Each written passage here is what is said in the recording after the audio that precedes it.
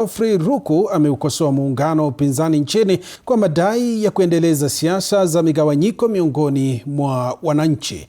Akizungumza katika kaunti ya Meru baada ya kuhudhuria ibada katika kanisa la Kipentekosti la Igoji, Ruku amesema kuwa upinzani hauna uwezo wa kumshinda Rais William Ruto katika uchaguzi ujao wa urais wa mwaka 2027. Ruku amemtetea naibu rais Kithure Kindiki huku akiwataka wale wanaotamani nafasi hiyo kusitisha azimio hilo.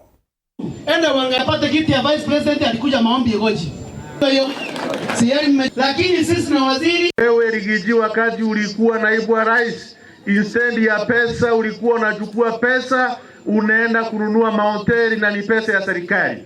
Unataperi wa Kenya ati ukiwaambia Rais William Ruto ni muongo, ati mkimwambia Rais William Ruto hawezi kupanga kazi. Jameni, kiti ya naibu wa rais is not vacant, iko na mwenyewe anaitwa Professor Kithure Kindiki, ndiye atakuwa naibu wa rais 2027 kuelekea mpaka 2032.